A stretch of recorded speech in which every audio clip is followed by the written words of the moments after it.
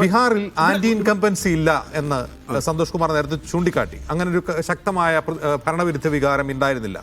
10-20 വർഷമായിട്ട് നിതീഷ് കുമാർ ഭരിക്കുകയാണ്. അതിന് anti incumbency ഇല്ല എന്ന് പറയുന്നത് എന്ത് അടിസ്ഥാനത്തിലാണ്? കാരണം മധ്യപ്രദേശിൽ തുടർച്ചയായി ഭരിച്ച 10-12 കൊല്ലം തുടർച്ചയായി ഭരിച്ച ശിവരാജ് സിംഗ് ചൗഹാൻ അദ്ദേഹം മുഖ്യമന്ത്രിയായിരിക്കുമ്പോൾ അദ്ദേഹത്തിനെതിരെ അതിശക്തമായ ഭരണവിരുദ്ധ വികാരം ഉണ്ടായിരുന്നു. എന്നിട്ടും അവിടെ വിജയിക്കാൻ പ്രതിപക്ഷത്തിന് കഴിഞ്ഞില്ല എന്നുള്ളത് ശരി. നിതീഷ് കുമാറിനെതിരെ ആന്റി ഇൻകംബൻസി ഇല്ലെങ്കിൽ തൊഴിലില്ലായ്മ എന്നൊരു പ്രശ്നം വെച്ച് അവിടെ ആളുകൾ പ്രൊട്ടസ്റ്റ് ചെയ്തത് എന്തിനാണ്?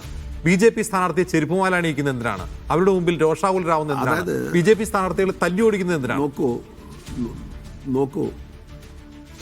നോക്കൂ, അതായത് ഞാനെന്നല്ല, ബീഹാർ ഇലക്ഷൻ റിപ്പോർട്ട് ചെയ്യാൻ പോയ താങ്കളുടെ സുഹൃത്തുക്കളുണ്ടെങ്കിൽ അവരോട് ചോദിച്ചാലും മറ്റ് പാർട്ടികളുടെ നേതാക്കന്മാരോട് ചോദിച്ചാലും ഒക്കെ നമ്മളെപ്പോഴും ഒരു ഫാക്റ്റാണ്. ഈ ഞാൻ പറയുന്നത് ഈ റിസൾട്ട് എന്നെ ന്യായീകരിച്ചുകൊണ്ടല്ല. അതായത് അതിശക്തമായ ഒരു ഭരണവിരുദ്ധ വികാരം നമ്മൾ പല ഇന്ത്യൻ സംസ്ഥാനങ്ങളിലും കണ്ടതുപോലെ 20 വർഷം ഒരു കക്ഷി ഭരിച്ചാൽ ഉണ്ടാകുന്നത് പോലെ പല ഘടകങ്ങളാൽ ഇലക്ഷൻ കാലത്ത് അവിടെ ഉണ്ടായിരുന്നില്ല.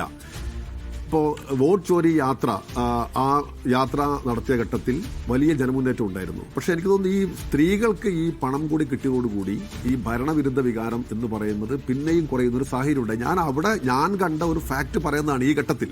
ഇനിയിപ്പോൾ ഇത് കുറെ കൂടി അനലൈസ് ചെയ്യാനുള്ള സമയമെടുത്ത് നമ്മൾ നോക്കുമ്പോൾ മറ്റ് പല ഘടകങ്ങളും കണ്ടേക്കാം. ഞാൻ നേരത്തെ പറഞ്ഞതുപോലെ ഇപ്പോൾ ഈ നേരത്ത് പറയുമ്പോൾ ഞാൻ അവിടെ കണ്ട ഒരു കാഴ്ചയാണ് പറയുന്നത്. 20 വർഷക്കാലത്തെ ഒരു ഭരണത്തിന് നിതീഷ് ചാഞ്ചാട്ടത്തിന് കുപ്രസിദ്ധനാണ്. 2014 ഈ NDA സഖ്യം വിട്ടുവരാനുള്ള കാര്യം നരേന്ദ്രമോദി ഗുജറാത്ത് കൂട്ടക്കൊലയിലെ പ്രതിയാണ് അല്ലെങ്കിൽ ഉത്തരവാദിയാണ് എന്ന ആരോപണം ഉന്നയിച്ചുകൊണ്ടാണ്. അങ്ങനെ മലക്കം മറിച്ചിലുകളും ട്വിസ്റ്റുകളും ഒക്കെ നമ്മൾ ധാരാളം കണ്ടു.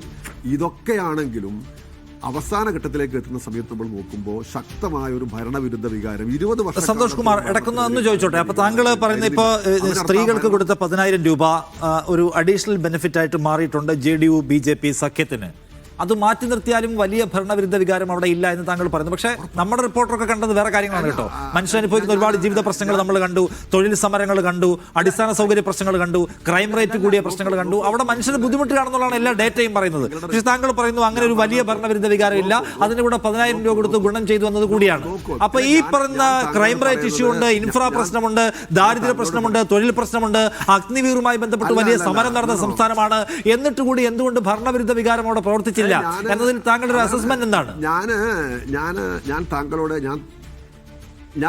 അവിടെ എന്നെ പറയാൻ ഒരു മിനിറ്റ് അനുവദിച്ചാൽ ഞാൻ പറയുന്നത് ഈ ശക്തമായ ഒരു ഭരണവിരുദ്ധ വികാരം ഈ ഗ്രാസ് റൂട്ട് ലെവലിൽ വിസിബിൾ ആയിരുന്നില്ല എന്ന് ഞാൻ പറയുന്നത് ഞാൻ നേരിട്ട് നിങ്ങളോട് പറയുന്നതാണല്ലോ, പരസ്യമായിട്ട് പറയുന്നതാണല്ലോ.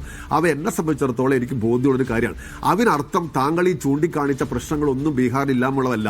ഇപ്പൊ താങ്കളുടെ റിപ്പോർട്ടേഴ്സ് പോയതുപോലെ ഞാൻ ഒരുപാട് തവണ ബീഹാറിൽ പോകുന്ന ഒരാളാണ്, പല ആവശ്യങ്ങൾക്കായി പല ഘട്ടങ്ങളിലായിട്ട്. ഞങ്ങൾക്ക് അത്യാവശ്യം കുഴപ്പമില്ലാത്തൊരു പാർട്ടി സംവിധാനം ഇപ്പോഴുള്ള സംസ്ഥാനമാണ് ബീഹാർ. അതവിടെ ഇരിക്കട്ടെ. അപ്പൊ ഇങ്ങനെ പല ഗ്രാമങ്ങളിലും പോവാൻ, മണിക്കൂറോളം സഞ്ചരിക്കാൻ, ആളുകളോടൊക്കെ ചെറിയ രീതിയിൽ ഇന്ററാക്ട് ചെയ്യാനൊക്കെ അവസ്ഥയുള്ള ഒരാളാണ് ഞാൻ. MP ആകുന്നതിന് മുൻപും ഞാൻ ആ അവകാശവാദം പറയാനല്ല.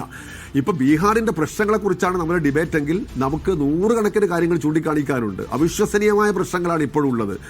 112 അതിപിന്നോക്ക ജാതികളുടെ ഒരു സംസ്ഥാനമാണ്. സമ്മതിക്കുന്നു. അപ്പൊ താങ്കൾക്കും അറിയാമോ ഞാൻ ചോദിക്കുന്നത്? താങ്കളുടെ രാഷ്ട്രീയ, താങ്കൾ ബീഹാറിലൂടെ സഞ്ചരിച്ചിട്ടുള്ള ആളും അവിടെ പാർട്ടി സംഘടനയുള്ള ആളുമാണ്. ഞാൻ ചോദിക്കുന്നത് എന്തുകൊണ്ടാണ് ജനങ്ങളെ നേരിട്ട് ബാധിക്കുന്ന ഭരണനയ പ്രശ്നങ്ങൾ എന്തുകൊണ്ട് ഭരണവിരുദ്ധ വികാരമായി മാറിയില്ല?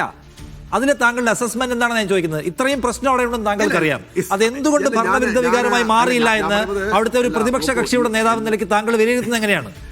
എല്ലാ ചോദ്യങ്ങളും അങ്ങ് ഒരുമിച്ച് ചോദിച്ചാൽ ഞാൻ എങ്ങനെ ഉത്തരം പറയുന്നത്? നമുക്ക് അധികം പാനലിസ്റ്റ് ഇല്ലാത്തതുകൊണ്ട് കൂടെ ഞാൻ എപ്പോഴും വഴങ്ങിത്തരാൻ തന്നതിനാണ്, അക്കാര്യത്തിൽ തർക്കമില്ല. ഞാൻ ആകെ പറയുന്നത് നിങ്ങളിപ്പോൾ പറഞ്ഞു വെച്ചതുപോലെ ബീഹാറിന്റെ ജനതയുടെ സംബന്ധിച്ചിടത്തോളമുള്ള തൊഴിലില്ലായ്മ മുതലുള്ള 100 കൂട്ടം പ്രശ്നങ്ങളൊക്കെ ഒരു ഭാഗത്ത് നിൽക്കുന്നുണ്ട്. ഞാൻ അപ്പോഴും താങ്കളോട് പറയുന്നു, നമ്മൾ ചർച്ച ദയവായിട്ട് അതിലേക്ക് കൊണ്ടുപോകേണ്ടതില്ല. ഇപ്പോൾ ഇതിനകത്ത് അതിശക്തമായ ഒരു ഭരണവിരുദ്ധ വികാരം ഉണ്ടാകാനുള്ള പല ഘടകങ്ങളുണ്ടായിരുന്നു. ആ ഘടകങ്ങളൊന്നും തന്നെ പക്ഷേ ബീഹാറിൽ പ്രതിഫലിച്ചില്ല എന്നാണ് ഞാൻ പറയുന്നത്. അത് ഈ സ്ത്രീകൾക്ക് കൊടുത്ത 10,000 ഒരു ഘടകമായി. രണ്ടാമത്തെ കാര്യം, ഈ കാശ് സെൻസസ് വന്നു. ഈ 112ഓളമുള്ള EBC ഉണ്ട്, എക്സ്ട്രീംലി ബാക്ക്വേർഡ് ക്ലാസസ്. ഇതിന്റെ എല്ലാം തന്നെ ഒരു വലിയ സഖ്യം ഉണ്ടാക്കുന്നതിന്, ആ സോഷ്യൽ എഞ്ചിനീയറിംഗ് വളരെ നന്നായി നടത്തുന്നതിന് നിതീഷ് കുമാറിന് സാധിച്ചു എന്ന് വേണം നമ്മളിപ്പോൾ കണക്കാക്കാൻ. നമ്മളൊരു കാര്യത്തെ ശരിയാൻ വണ്ണം വിലയിരുത്തുന്നത് നമ്മൾ പരാജയപ്പെട്ടപ്പോഴും നമുക്ക് ചിലപ്പോൾ വിലയിരുത്തേണ്ടത് എന്തുകൊണ്ടാണ് പറഞ്ഞാൽ ഭാവി ജാതിക്ക് കൂടെ വേണ്ടിയാണ്. അപ്പം ഞാനിപ്പം പൂർണ്ണമായ ഒരു വിലയിരുത്തൽ നടത്താൻ ഇപ്പോഴും സമയമായിട്ടില്ല. പക്ഷേ ഈ ബീഹാറിലെ ഇത്രയധികം ജാതികൾ 112 EBC ഇവരുടെ മഹാഭൂരിപക്ഷത്തെയും സംഘടിപ്പിക്കാൻ സാധിച്ചു. എന്തെല്ലാം പറഞ്ഞാലും അവസാനം ജാതി അടിസ്ഥാനത്തിലാണ് ബീഹാറിലെ വോട്ടിംഗ്. നിങ്ങൾ എത്ര ജീവിത പ്രശ്നമുണ്ടെന്ന് പറഞ്ഞാലും അവസാനം ഒരു ജാതിക്കളി അതിന്റെ ഭാഗമായിട്ട് ഉറപ്പായിട്ട് മടക്കും. അതിനകത്ത് RJDയുടെ കൂടെയുള്ള യാദവർ എന്ന് പറയുന്നത്, യാദവർ എന്ന് പറഞ്ഞാൽ 15% താഴെയാണ് ബീഹാറിലെ ടോട്ടൽ പോപ്പുലേഷന്റെ. ആ പോപ്പുലേഷന്റെ 15%ഓളം വരുന്ന ആളുകളിൽ തന്നെ കുറെ സ്പ്ലിറ്റ് ഉണ്ട്.